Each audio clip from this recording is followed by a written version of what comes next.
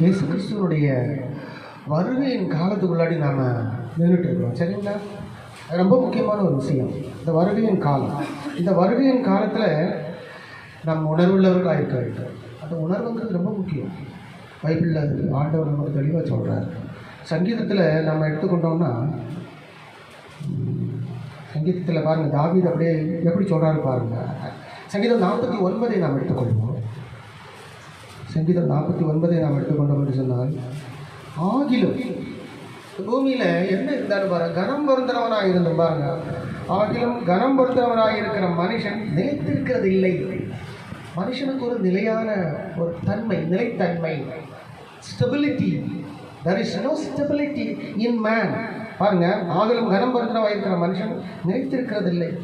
அழிந்து போகும் மிருகங்களுக்கு ஒப்பாயிருக்கிறான். ஆமாம், அழிந்து போகும் மிருகங்களுக்கு ஒப்பாயிருக்கிறான்.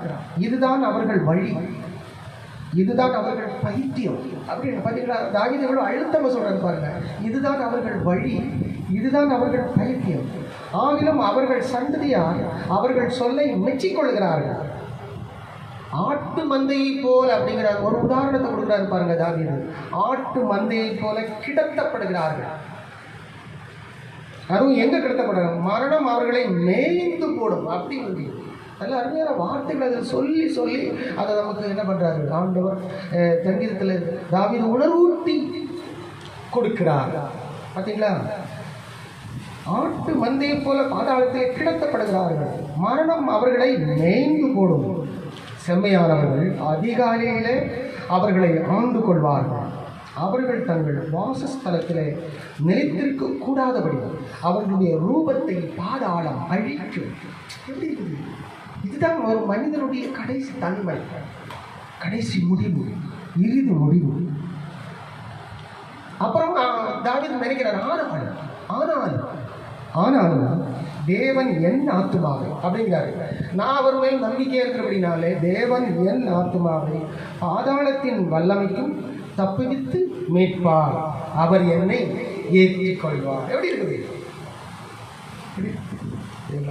அப்ப தேவனாகிய கர்த்தர் மேல் இந்த தாவீது எவ்வளவு நம்பிக்கை உள்ளவராக இருக்கிறார் பாருங்க. எவ்வளவு விஷயங்களை சொல்லி பாதாளத்தில் போயிடுவாங்க, பாதாளத்தில் கிடத்தப்படுவாங்க அப்படின்னு சொல்லி நிறைய விஷயங்களை சொல்லிட்டு வந்துட்டு கடைசியில் தன்னை பற்றி சொல்லும்போது என்ன எடுப்பார்? ஏன்னா அந்த ஒரு assurance, David has that kind of assurance. David என்ன ரொம்ப நல்லவரோ சொல்ல முடியுமா? குறைவுள்ள விஷயம், குற்றமுள்ள விஷயம். இந்த பூமியில் ஒரு நல்லவரை தேடி நீங்கள் போகல, எங்கேயாவது தேடுங்க. நல்ல மனுஷனை தேடுறாங்க அப்படின்னு போய் நீங்கள் தேடுங்க. எல்லாருடைய வாழ்க்கை சுபாவம் ஏதாவது ஒன்று நல்ல மனிதனை தேடிய பயணம் அப்படின்னு சொல்லிட்டு நம்ம போனோன்னா கிடைக்கவே கிடைக்காது. அதனால தான் we have to surrender ourselves. நாம் தேவனுடைய சமூகத்திலே நம்மை தாழ்த்தி நாம் வாழ்ந்து அவருடைய தயவு, அவருடைய அன்பு, அவருடைய மீட்பு, அவருடைய தயவு, அவருடைய கிருபை. இந்த கிருபை வந்து ரொம்ப முக்கியம். உங்கள் கிருபைதான் என்னை தாங்குகின்றது, உங்கள் கிருபைதான் என்னை நடத்துகின்றது. அந்த கிருபையை வச்சு பாடல் எழுதியிருக்காங்க பார்த்தீங்களா?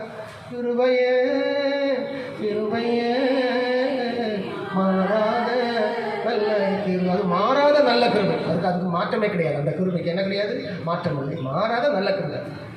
அந்த கிருபை தான் நம்மை ஒவ்வொரு நாளும் உயிர் மூச்சு விட செய்து இந்த பூமியிலே நம்ம என்ன செய்கிறது? வாழ வைக்கிறது, பிழைக்க வைக்கிறது. எல்லாரையும் பார்க்குறோம்ல, சொந்த பந்தத்தை பார்க்குறோம்ல, அண்ணன் தம்பிமார்களை பார்க்குறோம்ல, போகிற வர இடங்கள்லாம் ஆபத்திலிருந்து தப்பி பிழைத்து வருகிறோம் இல்லையா? That is God's love. That is God's grace. That is God's guidance.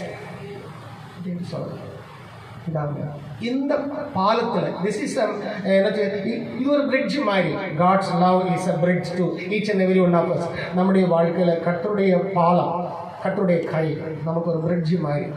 அதில் நாம் நின்று வாழ்ந்தால் நல்லது. அது நமக்கு எப்பவுமே நன்மைகளை கொண்டு வரும். அவர் நம்மை ஒருபோதும் கைவிட மாட்டார், ஒருபோதும் கைவிட மாட்டார் என்பது நான் உறுதி. ஓகேங்களா? ஸோ இந்த நாளில் நாம் சிந்திக்கக்கூடிய ஒரு விஷயம் என்ன சொல்ல, இது வருகையின் காலம். வருகையின் காலமானபடினாலே ஒவ்வொரு விஷயங்களையும் குறித்து நாம் சிந்தித்து கர்த்தருடைய அன்பிலே நாம் நம்மை நிலைநிறுத்தி பார்க்கக்கூடியது மிக மிக அவசியமாக இருக்கிறது. வருகையின் காலம். மத்தேயு 24 நாம் போனோம்னா இயேசுப்பாவே அவர் சொல்கிறார், யுத்தங்களின் செய்திகளையும் கேள்விப்படுவீர்கள். இருக்கா இல்லையா? அதை அப்படி எடுத்து வாசிங்களேன். யுத்தங்களையும், ஏன் யுத்தத்தை பற்றி இவர் சொல்கிறாரு? மீட்பதற்கு தானே வந்தார். யுத்தங்களையும் கேள்விப்படுவீர்கள், கலங்காதபடி எச்சரிக்கை. ஆனால் எச்சரிக்கை இருக்கணும், கலங்கக்கூடாது. ஆனால் எச்சரிக்கை இருக்கணும், கலங்காதபடி எச்சரிக்கையாக இருங்கள்.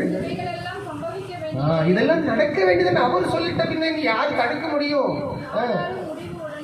ஆனாலும் முடிவு உடனே வராதுங்க, முடிவு உடனே வராது.